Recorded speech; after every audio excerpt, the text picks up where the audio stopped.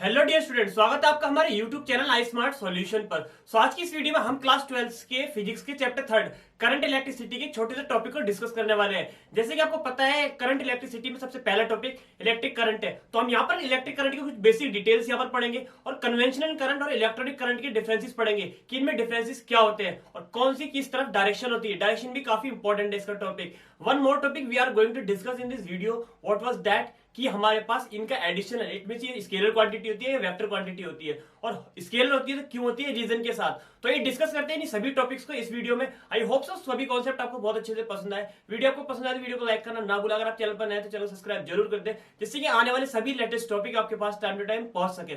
Thanks.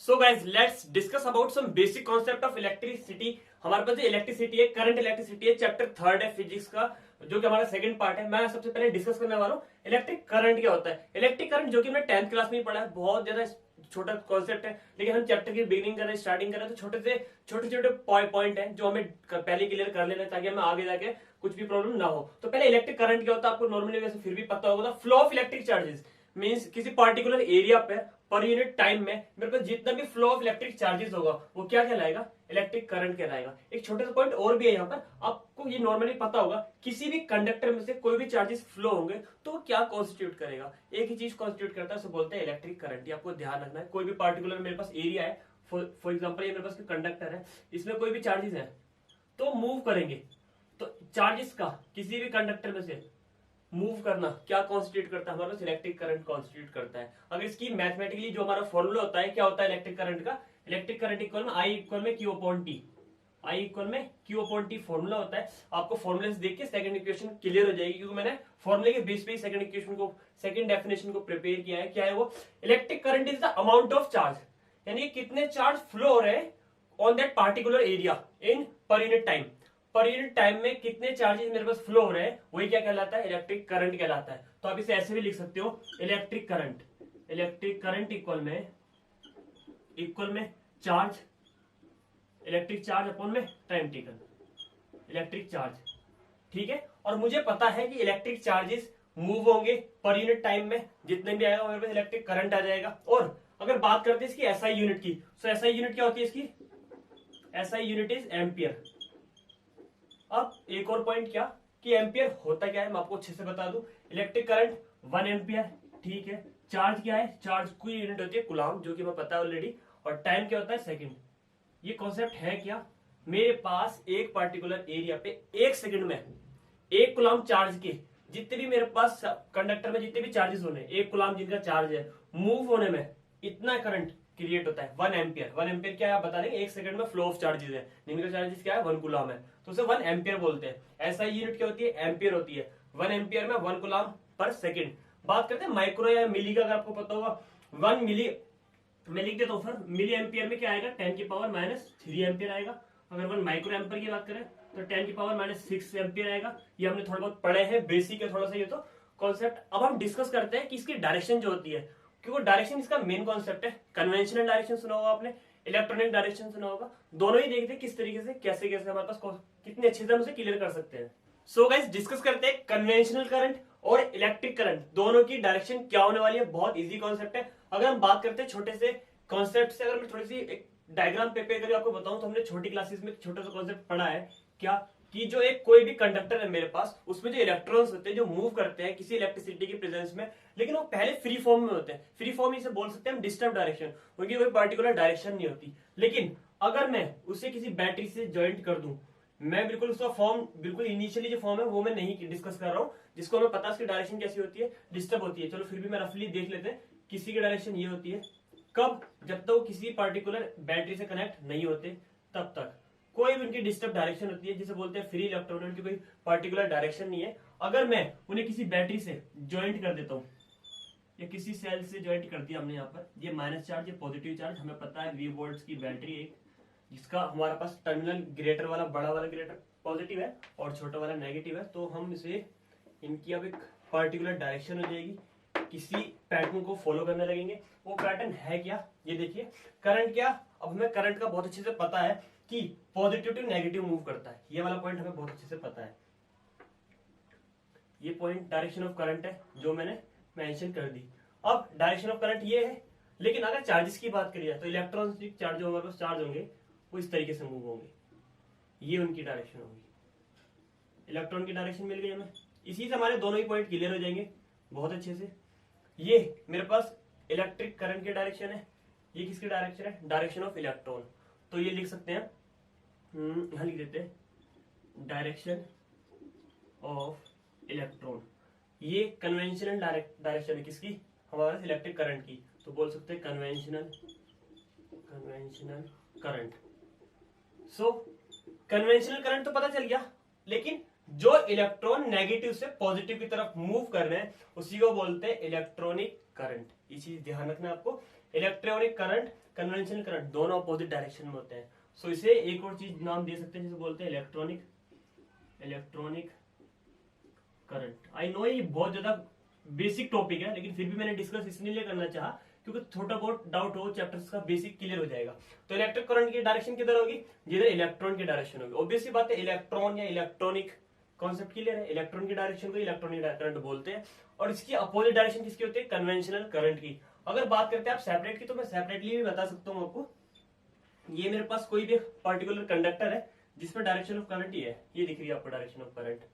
इधर move कौन सा कर रहे हैं, पॉजिटिव चार्जेस कर रहे हैं, पॉजिटिव चार्ज मूव कर रहे हैं, ये इनकी डायरेक्शन शो कर सकते हैं। लेकिन इस डायरेक्शन में हमारे पास बात करते हैं तो कौन सा करंट है, कन्वेंशनल करंट। और इसके अपोजिट की बात करें ये वाली, तो उसे यहां ड्रॉ कर लेते हैं। ये मेरे पास नेगेटिव चार्जेस मूव कर रहे हैं, इनकी डायरेक्शन ये है पॉजिटिव की अपोजिट। अगर इसकी इलेक्ट्रिक करंट तो इधर ही फ्लो हो रहा है, लेकिन इनकी डायरेक्शन क्या है, इधर है हमारे पास, जिसे बोलते हैं electronic current. I hope so concept ज्यादा छोटा ज्यादा बड़ा नहीं, क्लियर हो गया होगा। फिर भी कोई डाउट है तो कमेंट बॉक्स में मेंशन जरूर कर दें।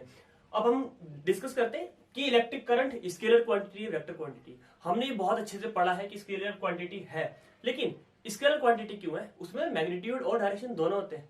So let's discuss about that फंडा है क्या, बहुत ज्यादा इंटरेस्टिंग है। तो डिस्कस करते हैं इनकी स्केलर और वेक्टर क्वांटिटी होने का कारण। सो गाइस नाउ डिस्कस करते हैं क्या कि इलेक्ट्रिक करंट है क्या, स्केलर क्वांटिटी है, वेक्टर क्वांटिटी है। पहली फर्स्ट थिंग्स, ये एक सेंटेंस है, मैंने इसे हेडिंग में कन्वर्ट कर लिया जिससे कि इस कॉन्सेप्ट को अच्छे से एक्सप्लेन कर पाऊं। हमें पता है although electric current has both magnitude and direction, electric current के पास मैग्नीट्यूड और डायरेक्शन दोनों होते हैं, yet it is a scalar quantity. तब भी ये स्केलर क्वांटिटी है, जबकि हमें बहुत अच्छे से पता है जिनके पास डायरेक्शन और मैग्नीट्यूड दोनों हो उन्हें वेक्टर क्वांटिटी बोलते हैं। लेकिन इलेक्ट्रिक करंट स्केलर क्वांटिटी क्यों है, इसका रीजन है, दिस इज बिकॉज, ये इसलिए है the addition of electric current का addition which have been done by the ordinary algebra। हम किससे करते हैं, ऑर्डिनरी एल्जेब्रा के लॉ से ऐड करते हैं इलेक्ट्रिक करंट को, ना कि किससे, वेक्टर एल्जेब्रा। अगर मैं इसे वेक्टर एल्जेब्रा की मेथड से ऐड करता तब ये वेक्टर क्वांटिटी होती है, ऑर्डिनरी एल्जेब्रा के लॉ से ऐड करते हैं, इसलिए ये क्या है, स्केलर क्वांटिटी है। फॉर एग्जांपल मैं आपको बता दूं, वेक्टर एडिशन का जो लॉ है which is not applicable for the addition of electric current के एडिशन के लिए वो एप्लीकेबल नहीं है। रीजन क्या है, for example we can take 2 electric current, जैसे कि फर्स्ट मैंने I1 ले लिया जिसकी हमारे पास 3 एम्पियर इलेक्ट्रिक करंट है। If you talk about the another one, the I2 is 4 ampere, both are perpendicular to each other. दोनों ही करंट मेरे पास क्या है, परपेंडिकुलर है। मान लेते हैं दोनों के बीच का एंगल कितना डिग्री है, 90 डिग्री है। फर्स्ट के लिए मैं नाम दे देता हूँ इसे OA, इस करंट का नाम क्या है, OA, ठीक है। सेकंड वन का ये I1 है, सेकंड वन क्या है मेरे पास, OB, यानी कि मेरे पास OB जिसका डायरेक्शन क्या है, ये डायरेक्शन है। अब इस पे चार्जेस क्या है, I2 है हमारे पास, सॉरी करंट क्या है, I2 है। अब इसका मुझे एडिशन करना है जो कि परपेंडिकुलर है, दोनों एक दूसरे को कंबाइन होने के बाद C डायरेक्शन में मूव हो जाते हैं, C डायरेक्शन में, जिसे हम I3 बोल सकते हैं। सो I3 मेरे पास क्या आएगा, मैं आपको बता दूं क्या आएगा, आपको भी बहुत अच्छे से पता है। I3 को हम कैसे लिख सकते हैं, इसी चैप्टर में छोटा सा लॉ पढ़ेंगे जिसे बोलते हैं किरचॉफ्स लॉ, वहां पर हमारा ये कॉन्सेप्ट और भी अच्छे से क्लियर हो जाएगा। I3 इक्वल में I1 प्लस I2 कितना हो जाएगा, 3A plus 4A that is 7A। तो मेरे पास IC में जो मेरे पास करंट मूव होगा वो 7 एम्पियर मूव होने वाला है। तो इसे बोलते क्या है, अभी भी क्लियर करते हैं। अगर इसे मैं आपको बता देता हूं, यहीं पे इसे हम बोलते हैं scalar addition, which is also known as ordinary algebra's law. मतलब ऑर्डिनरी एल्जेब्रा का लॉ जो होता है नॉर्मल, वो भी यही होता है। 3 + 4 = 7, और इसी ही हम क्या बोलते हैं, स्केलर एडिशन बोलते हैं। तो एग्जाम में काफी बार पूछा जाता है, एग्जाम में नहीं, बेसिक कॉन्सेप्ट में काफी बार आता है कि स्केलर एडिशन क्या होता है, वेक्टर एडिशन क्या होता है। बहुत ज्यादा कंफ्यूजन होता है, मैं आपको दोबारा क्लियर करता हूँ। मेरे पास I1 क्या था, 3 एम्पियर था, I2 क्या था, 4 एम्पियर था।